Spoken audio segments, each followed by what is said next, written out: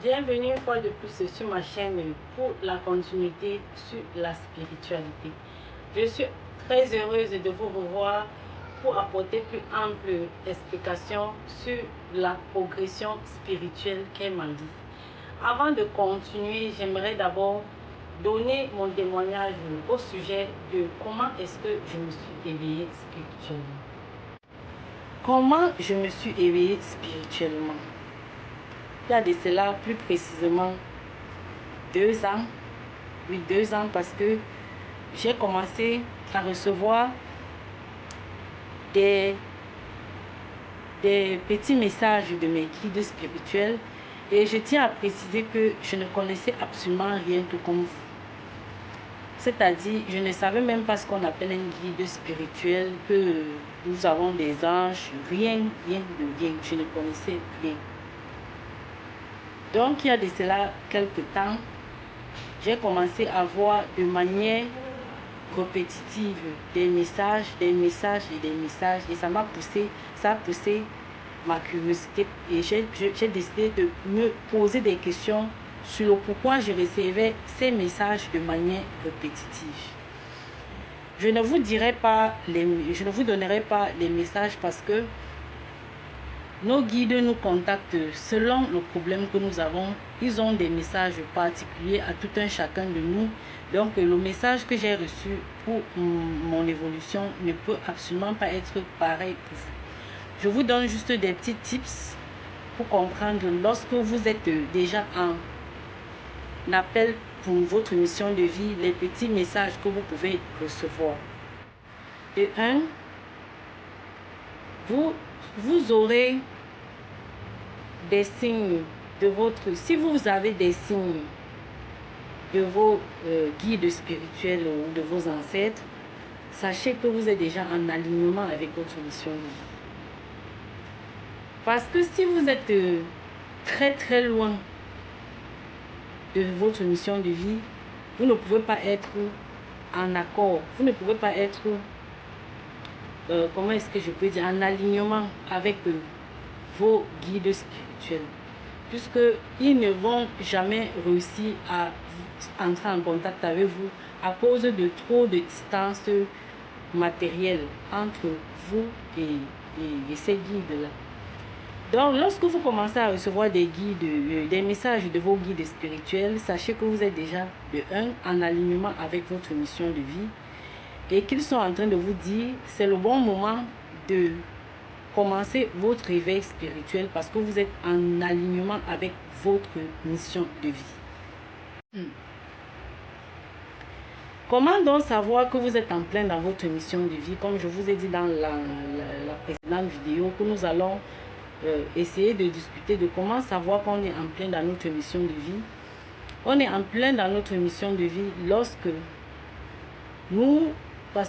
quand vous êtes petit, vous avez des désirs de l'âme. Nous tous, nous avons ce que notre âme désire le plus. Rappelez-vous, fermez vos yeux, souvenez-vous quand vous étiez enfant. Qu'est-ce qui vous faisait le plus envie? De quoi rêviez-vous?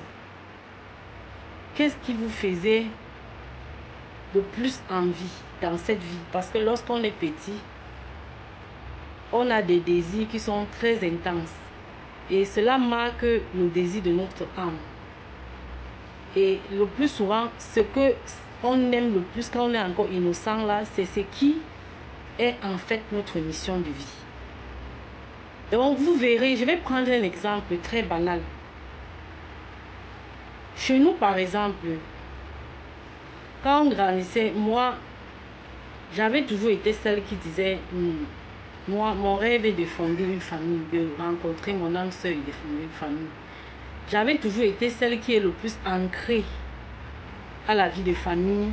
Et c'était mon but objectif, quoi. Je n'avais jamais rêvé d'être médecin, d'être avocat ou de quoi. Non. Ma mission de vie avait toujours été ancrée autour de la famille. Et lorsque vous êtes en plein dans votre mission de vie, il y a une certaine satisfaction. Et cette satisfaction crée un taux vibratoire élevé. D'abord, la prochaine vidéo va être axé sur le taux vibratoire. Je vais vous expliquer ce qu'on appelle le taux vibratoire et tout ce qui tourne autour du taux vibratoire. Donc, pour continuer, lorsque vous êtes dans votre mission de vie, ça crée une certaine satisfaction et ça propulse votre taux vibratoire au point où vous êtes maintenant capable d'être en contact avec vos guides spirituels. Quand vous n'êtes pas dans votre mission de vie, il y a toujours ce sentiment de regret, de remords, d'insatisfaction. Il y a tellement de sentiments négatifs qui font que votre taux vibratoire ne peut jamais être élevé. Et tant que ce taux vibratoire ne peut pas être élevé, vous ne pouvez jamais vous mettre en contact avec vos guides spirituels. Donc, pour résumer, si ce qui vous faisait le plus envie, j'ai même pas fini. Chez nous, donc, j'étais celle qui était ancrée à la famille et aujourd'hui, je vis exactement ce que j'avais toujours souhaité. Voilà pourquoi mon âme est dans la satisfaction. Comme deuxième exemple, je voulais prendre le cas même d'une des sœurs. Quand nous étions encore toutes petites, nous allions au champ. Quand nous rentrons souvent du champ et qu'on s'asseyait autour du feu pendant qu'on préparait entre enfants, on se racontait ce qu'on souhaiterait être demain. Elle ne parlait que d'être docteur, C'était son rêve. C'est-à-dire, elle n'avait jamais parlé d'autre chose que cela. Toute sa vie, tous ses rêves étaient ancrés dans les études. De telle sorte que, comme chez nous, nous étions des petits, de temps en temps, ma maman nous envoyait au marché vendre des petites choses. Elle s'était proscrite. Parce que dès qu'on lui mettait un petit plateau sur la tête, elle commençait à pleurer. Et mon père disait directement, non, laissez-la tranquille. Elle vous a dit qu'elle ne veut pas, elle ne veut. C'est-à-dire, nous étions encore tout petits, des enfants de 6, 8, 9 ans, vous voyez un peu la chose. Donc, à cet âge-là, nous avons grandi comme ça. Et je vais vous donner encore un autre tips très facile.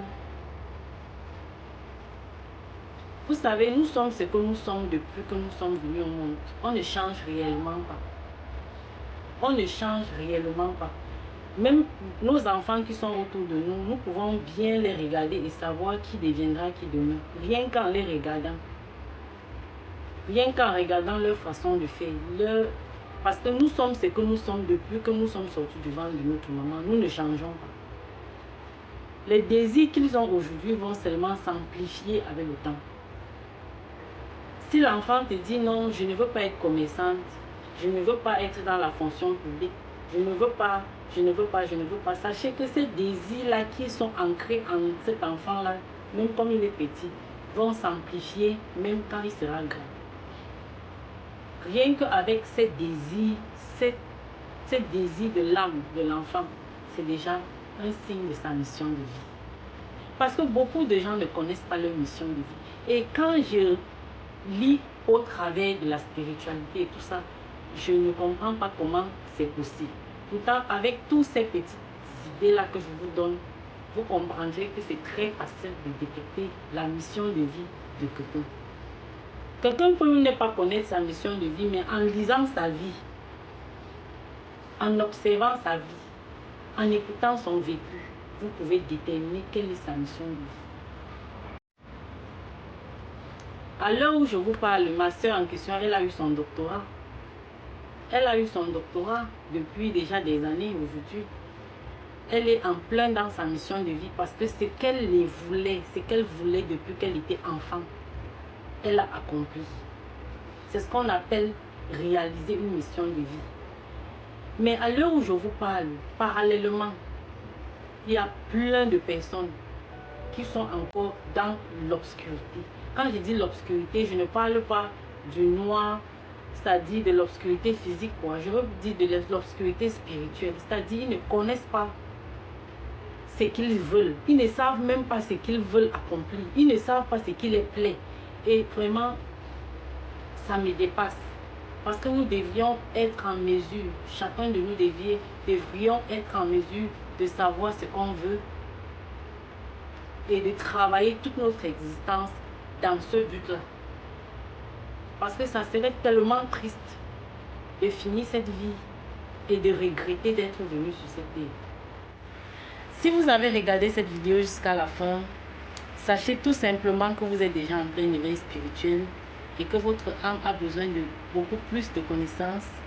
Donc, n'hésitez pas à vous abonner sur ma chaîne, liker pour m'encourager et on se revoit très bientôt dans une nouvelle vidéo.